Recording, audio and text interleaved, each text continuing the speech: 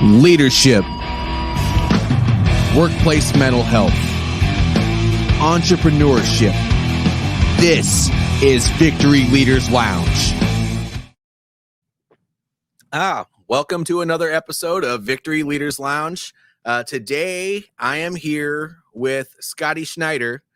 He's another Army veteran, and he's done a lot of really, really good things in the civilian world since he's separated, but he's one of those officer guys that we always talk about, but I'll let him share his journey now that he's doing bigger and better things. But Scottie, do you want to introduce yourself to the group and kind of tell everybody a little bit about yourself?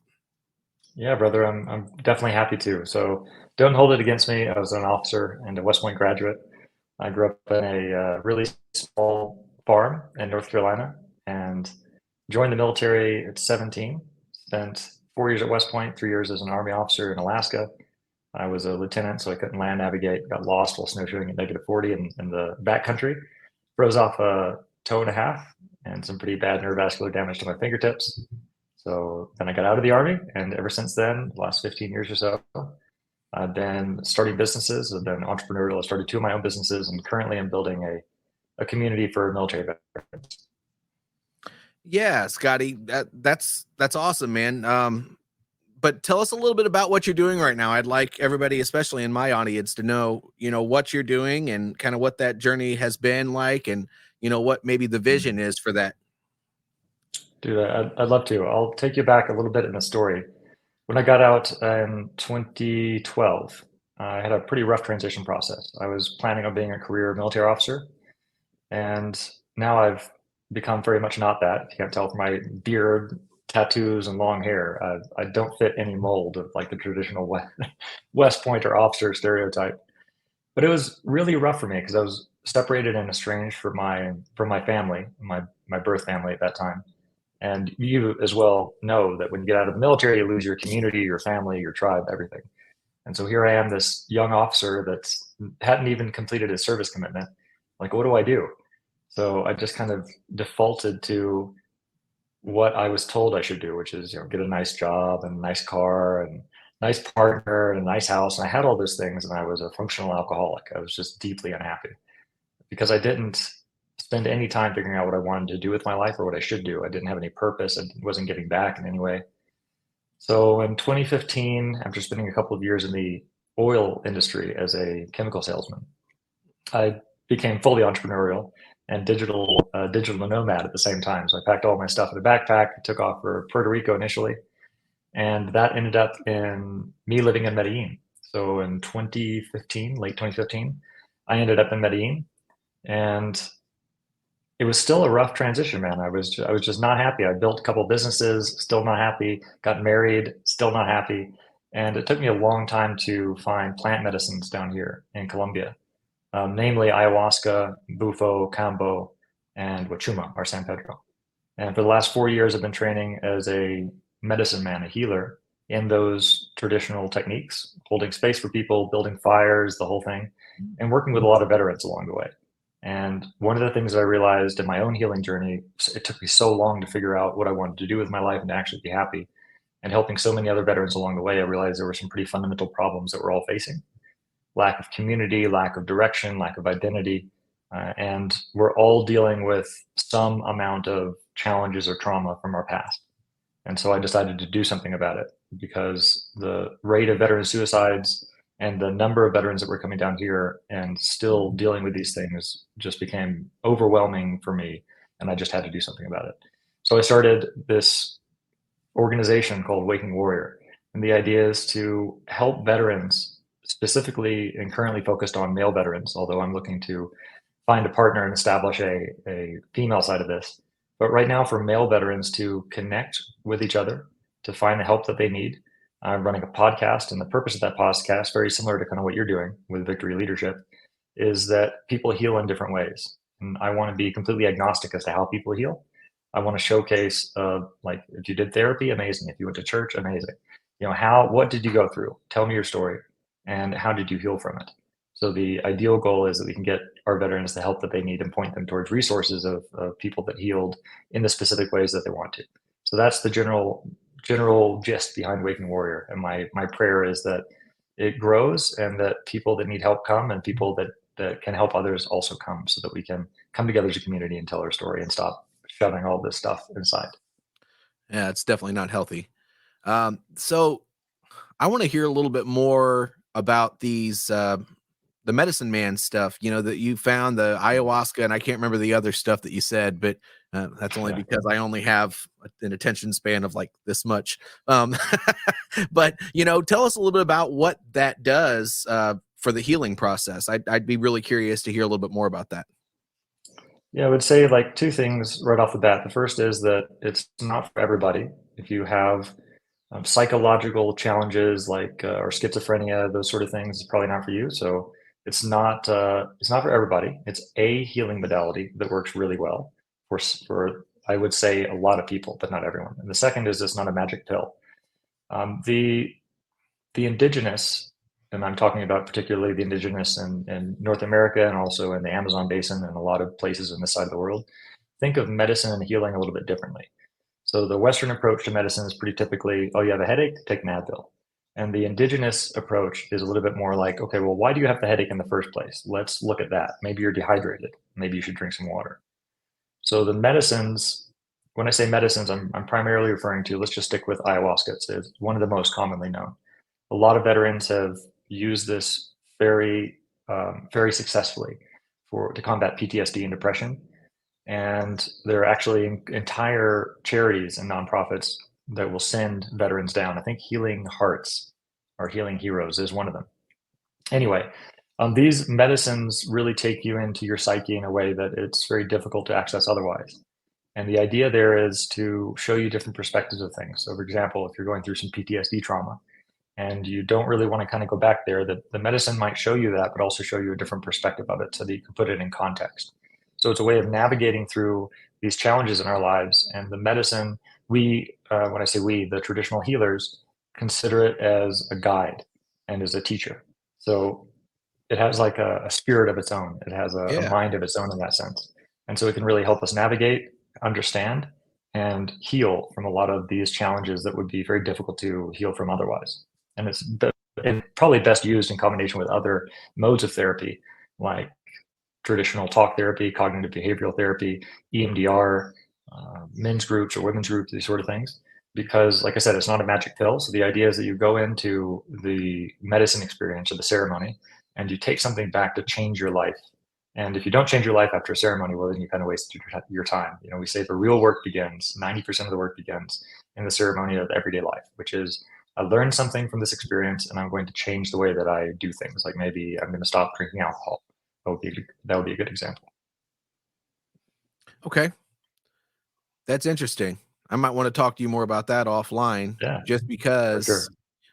I suffer through things. We had a podcast where we talked about these things a little bit, but in addition to that, I spent like half of the day today just completely out of commission because I had woke up with a migraine headache. And so I Oh think no. I'm not the only one in that boat. I think a lot of veterans probably suffer through those on a regular basis, especially when they have a TBI, which a lot of people that served during the Gulf War and the Iraq and Afghanistan war, because of them just lobbing mortars on the base all the time and going on convoys and getting hit that way. It's just a very common thing to happen.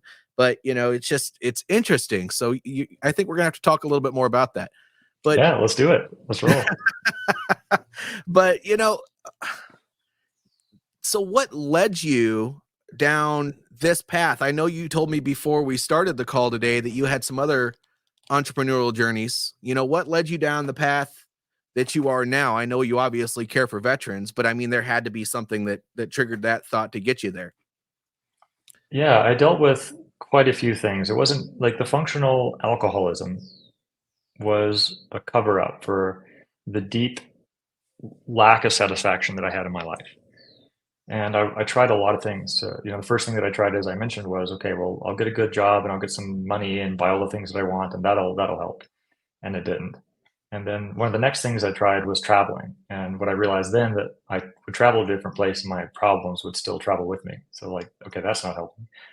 And then I tried the traditional route, get a family and support get married and support the father and mother-in-law and do all of that stuff. And then by accepting my traditional role as the male, as the man in society, that would help me work myself out of my problems. And that just ended up throwing me into a year-and-a-half long depression.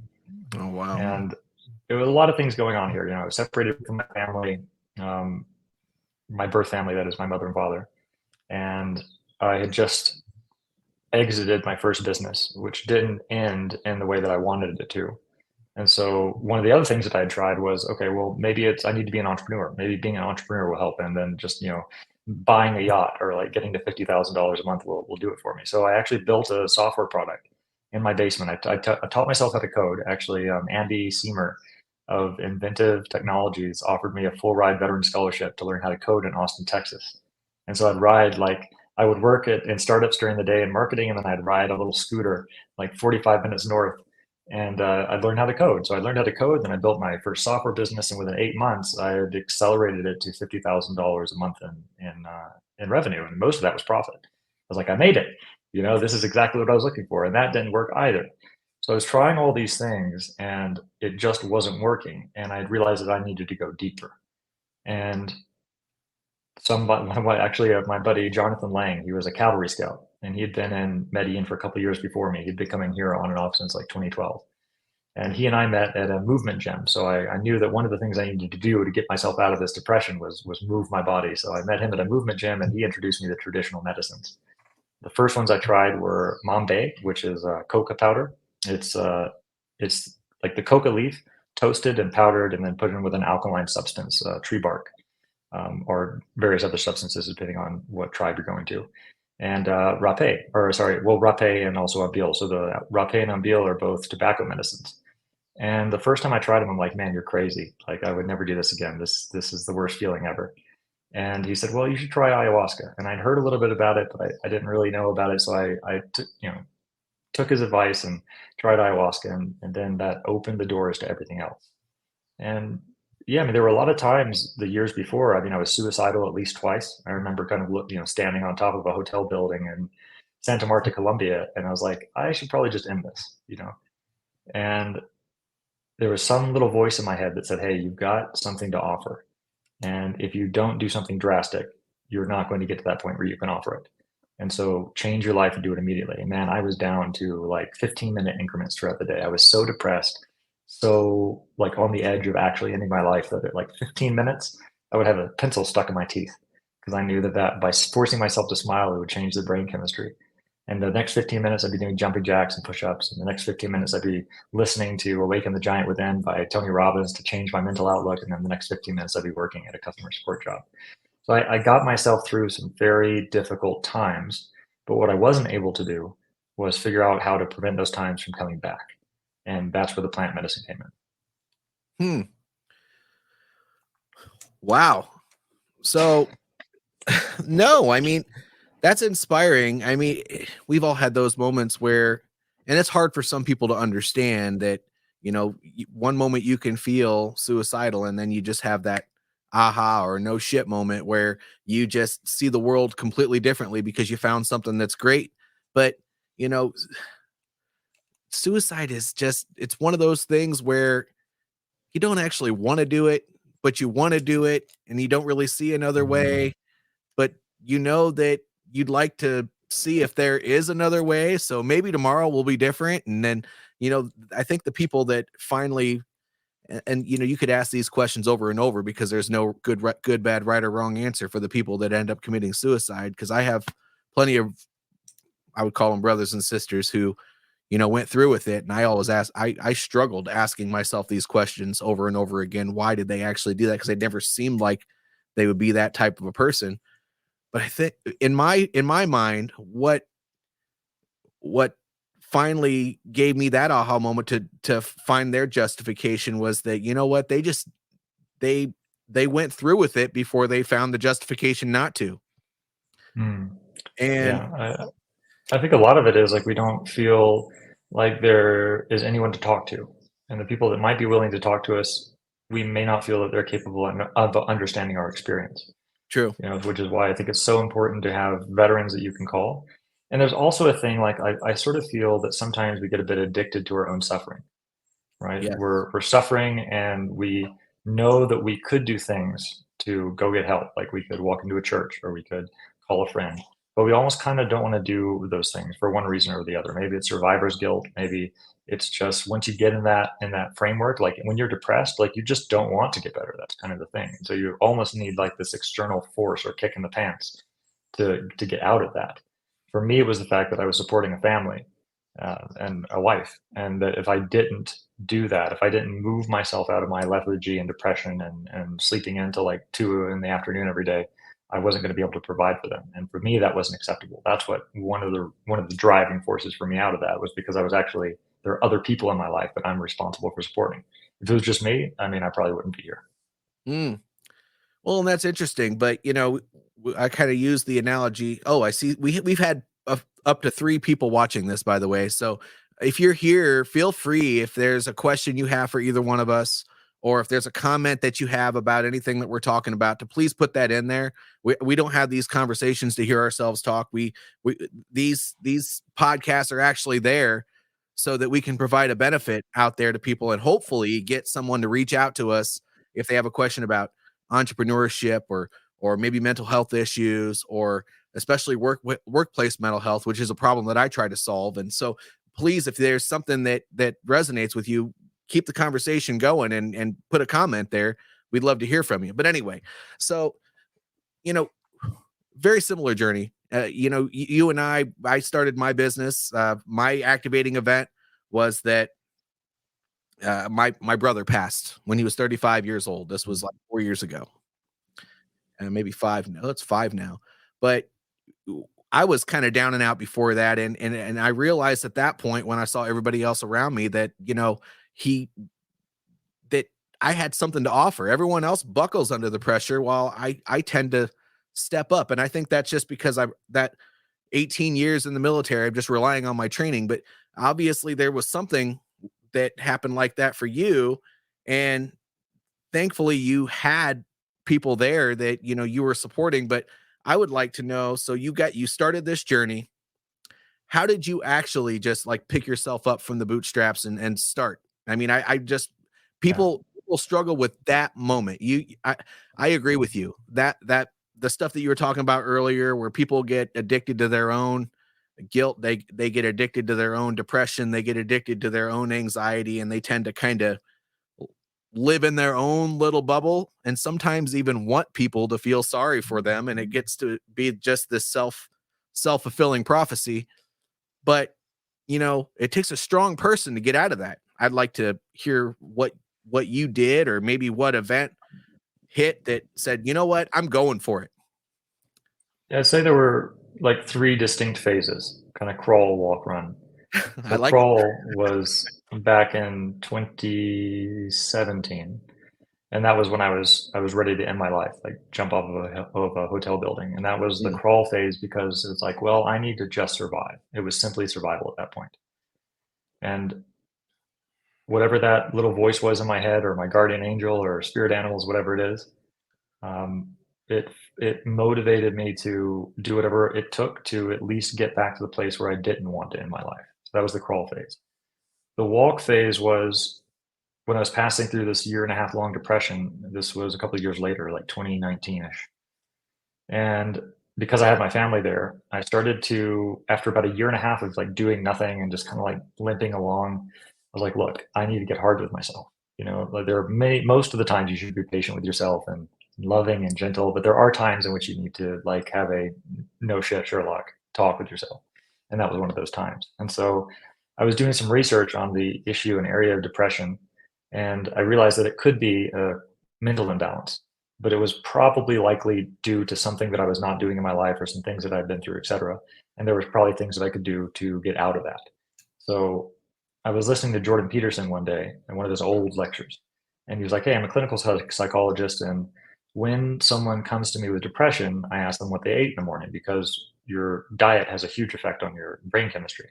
And then I asked them what time they woke up in the morning, because your circadian rhythm also has a huge impact." And my eyes just like flew open. I was like, holy shit, there's like a list of things that I can do that will change the way that I feel. And so I made this promise with myself. I'm going to create a list. I called it the anti-depression checklist. and I'm going to do the things that are good for me, and I'm going to try it for a month. And if I recover and if I'm not depressed anymore, then amazing, I've succeeded. If not, I'm going right to the psychiatrist and I'm asking for the brain chemistry modification pills, you know. And I did the list, and the list was pretty basic, work out every day, stretch in the morning, do some meditation. It wasn't even like an hour of meditation, it was like 5 minutes of meditation.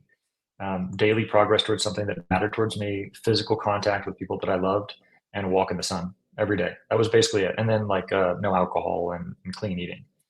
And lo and behold, a month later, I was like happy again. I was like, okay. And so every time over the course of the last decade that I've felt that depressive tendency kind of creeping up again, because once you've identified it, you can see it coming from a mile away. You're like, oh, I don't want to be there again.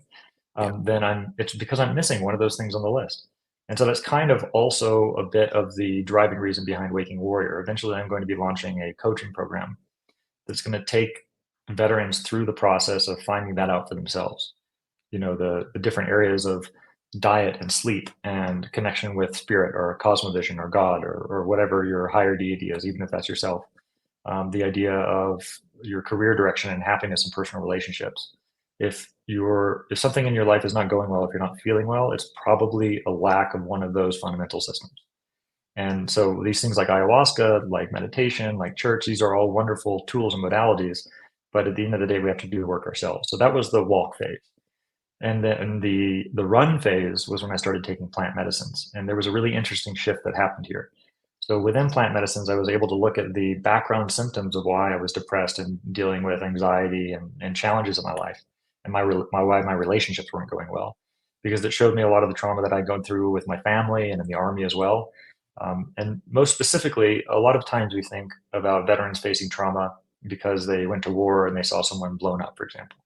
But there are a lot of other veterans that didn't have those same experiences, but still have traumatic experiences. So, for example, for me, it was training with a year and a half with my mortar platoon to get injured and sitting on crutches on the side of the tarmac as I watched them load the plane and fly off to Afghanistan without me. And I felt like such a coward. I felt like just because I hadn't deployed that I had tried to somehow subliminally or subconsciously get out of it. And that took me a long time to get over. So the plant medicine showed me that. They brought me back into my relationship with my parents and what happened to me as a kid and different things here and there. And then the shift happened when I think at some point you start to feel like what it's like to be healthy again. Because when you're not healthy for a long time, you forget what it's like to be that way. And so then you start to feel healthy and happy. And then you're like, okay, well, actually, it becomes easier to do all these things that are good for me. And then there's a change in your mind that happens when you realize, okay, I've kind of done enough work on myself. There's stuff that I have to work on, obviously. I'm never going to stop that process until I die. But now I kind of have to start giving back to others. And that's what happened with me. And so I started giving back by serving in the ceremonies, sweat lodges and ayahuasca ceremonies, and started playing music. And now I'm serving in a more direct way with Waking Warrior. And I can't tell you to anyone that's listening to this that is not happy with their lives, it is very difficult to tell you what it's like to feel being happy with your life and waking up in the morning with a smile on your face. There are so many things that unlock about our human experience in our lives, our creativity, our hobbies, our connections with people, our genuine care about them when we're not so locked up in the stuff that we're dealing with. Mm. So if there's anything that I can do to help people put those burdens down and start living, that's what I'm here to do. Well, and so I have a regular viewer on almost every single one of the live shows that I do on LinkedIn and Facebook, and it's Michael. And so he he's Hey, admitted Michael. this more than once, but he said he struggles with depression, anxiety, and procrastination. And oh, by the way, I know you're married, so you probably don't procrastinate near as much as you say you do. But when we're married, we always are told that we're procrastinating about something. That's probably a normal thing, Michael. But with the depression and anxiety, I hope that some of the stuff that we shared today and we share on the Warrior Leadership live stream that we do, and all these things that we talk about all the time, I hope some of these things resonate with you, and you could reach out to somebody like Scottie or Derek Absolutely. or whoever the case may be. It doesn't really matter. I mean, if you feel comfortable with that person, even if it's not using their services, buddy. I mean, good Lord. And then, by the way, anybody who's listening, just having conversations, joining a men's group, whatever the case may be. He said, I procrastinate and gets on my, and when she gets on my butt, I stop. Well, good. You know what? Hey man, that's called built-in accountability. We have to have built-in accountability. Sometimes we can't be accountable for everything. I mean, sometimes we only have the bandwidth to handle so much every day. And then, when we have somebody like a wonderful woman behind us, that's why they say behind every great man, there's an even better woman. Well, that's because they give us that swift kick in the pants to make sure we're doing what we're supposed to do, not just what we think we should do. So that's the story behind that, in my opinion. But yeah, I'd say it's. Oh, sorry, I didn't mean to cut you off. Go for it. No, please go ahead.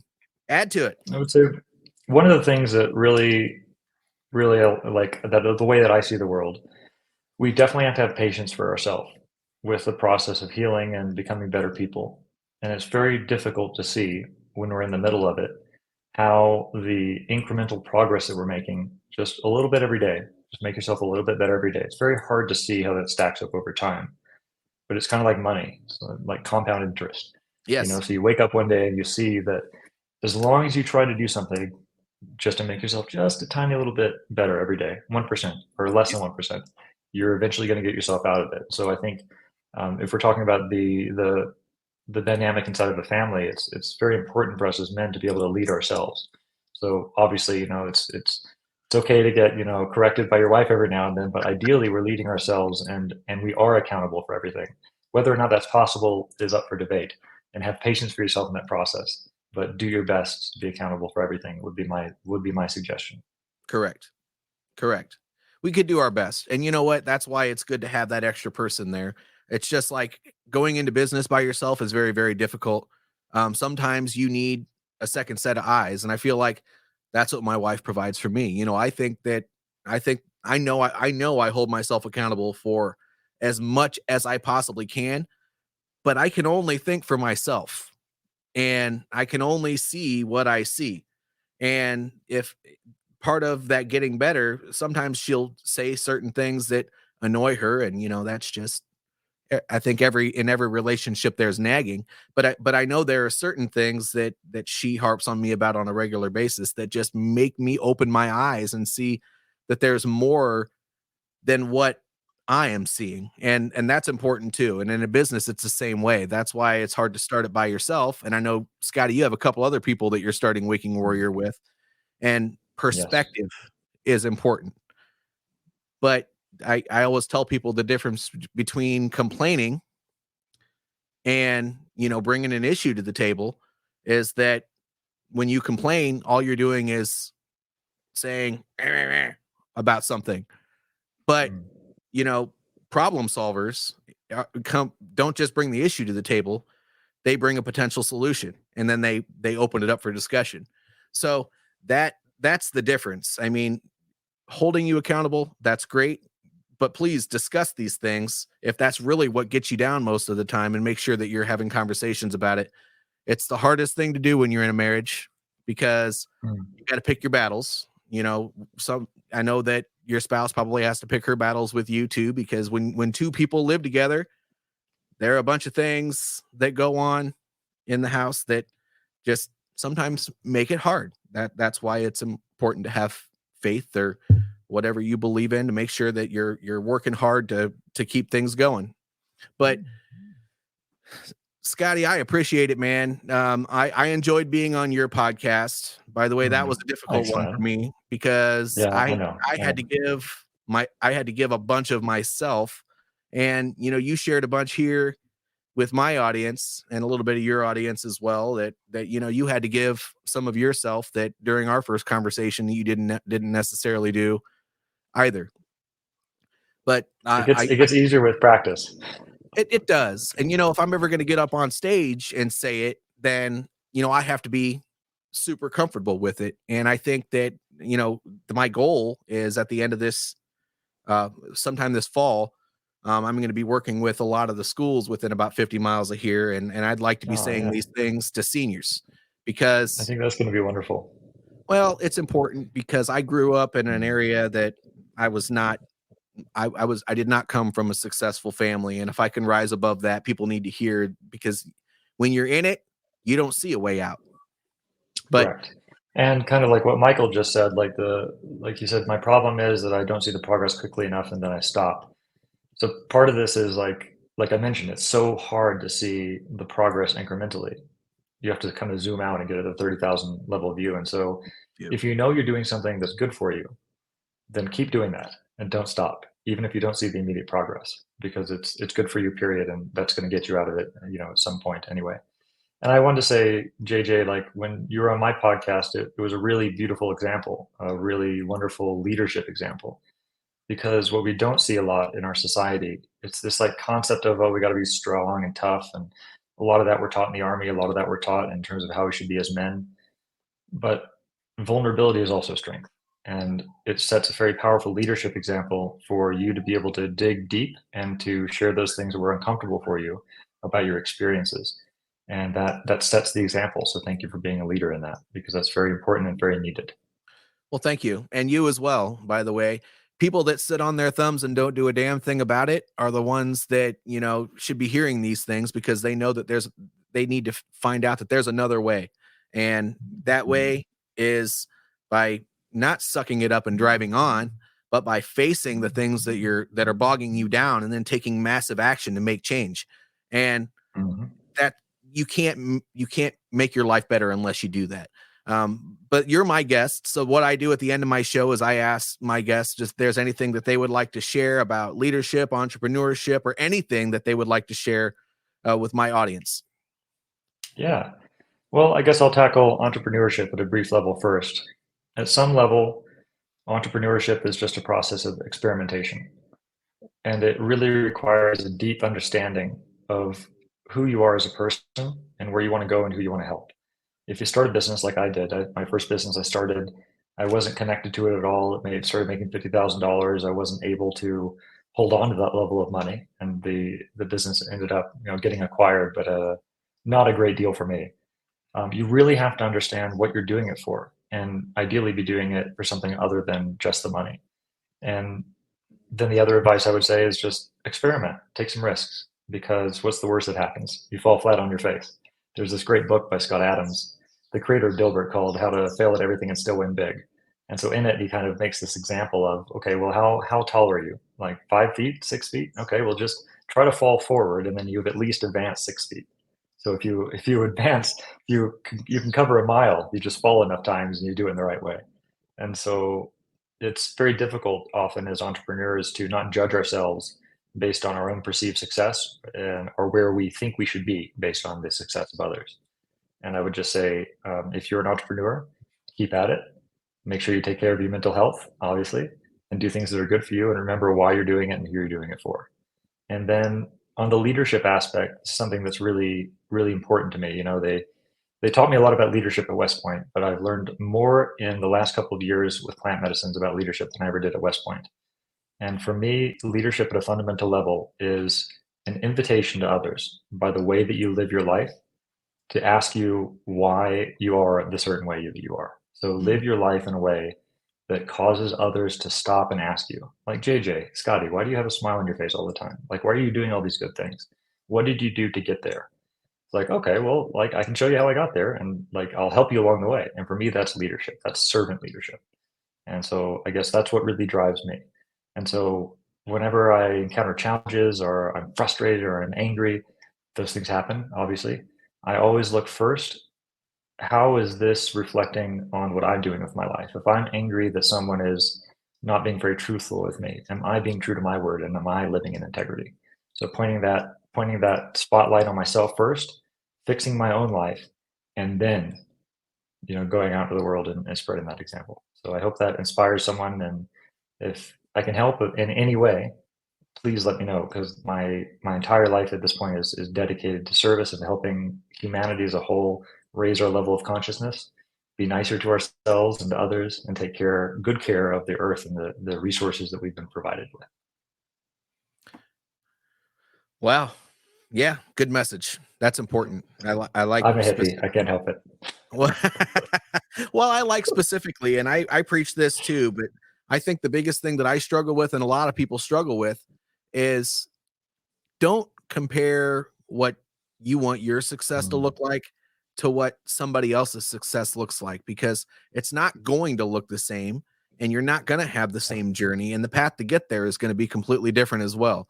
And so, you got to celebrate your wins, not in the way that you think other people won, but in just the little things that are making you better every day. I would say just don't compare yourself at all ever, right? Because happiness doesn't revolve around a comparison with what someone else has. Like happiness for you looks completely different than what happiness looks like for me. And it goes deeper than that. Like when I say don't compare anything, like we really compare ourselves a lot in areas that we don't really even expect. Like there's a lot of comparing trauma, right? So, oh, well, I don't have as much trauma as someone who, was in a very intense combat zone. Like, so we compare our trauma, we compare our happiness, we compare, like, just don't compare in general. Like, focus on what you need to do to be happy and what makes you happy. And then once you're rooted in that, nothing else can shake you. I agree. As a matter of fact, a lot of combat vets get that way. I remember when and I know we got to wrap things up. I usually keep my show at 30 minutes, but this is important. So I'm glad you brought that up. When I was in Virginia, I bounced around from group to group. I couldn't stand my therapists. Well, my therapists. I went through a few of them before I was actually happy with one, and then turns out she didn't listen to me and screwed up my paperwork, and I told you about that on our podcast. But when I found the right group, it was because I went in there and they weren't judgmental. I went to so many other groups with some Vietnam and some Desert Storm and some Iraq and Afghanistan vets that when I told them that I retired as a transportation warrant officer, immediately they thought to themselves, oh, he was a pogue or a fobbit or whatever the case may be, which, was not accurate. When I started telling my story, you could see people in the background just having these judgmental looks. And so I went to those groups a couple times and I left. I was like, you know what? I don't want to be where I'm not wanted. So I bounced around until I found the group that wanted me, and it was a disabled American veterans group in Virginia, which was absolutely wonderful. They were all there just to have fellowship and to help people through their journey. And I know that's exactly what you're trying to do right now. So I applaud you for doing that. Oh, thanks, man. Well, I won't say anything else because I know we have to wrap it up, but we could talk for hours. We could, and that's okay. But thank you, Scottie, for being a guest on my show. To everybody who's listening, he's a great person to reach out to if you want to discuss any of these issues that we talked about during today's call. But more than anything else, he has business experience. He has experience as a military veteran, and he works with all kinds of people, and he's made himself available to study different modalities. And my goodness, if I can't help you, I'll find someone that can. He's resourceful. That's right. So that's how we roll. That's how you roll. And I want to put a plug out for this. I try to do this once every podcast, but please go to Amazon.com and search why organizations should develop their leaders. I wrote a tiny little book and I published it about 6 months ago. It'll fit in your portfolio, your glove compartment. And my gosh, just buy the doggone thing. It has some tips and tricks in there and for leadership that you're not going to say after you bought it, no, that was a waste of $7. You can do that at Starbucks, but you're not going to do that here. So that's all I have. Thank you, everybody, for tuning in. Scottie, please stand by. I'd like to chat with you after the call is over. But thank you, everybody. Man. Michael, thank you always for participating, buddy. You're a supporter, and I love you for that. But take care. This is another episode of Victory Leaders Lounge.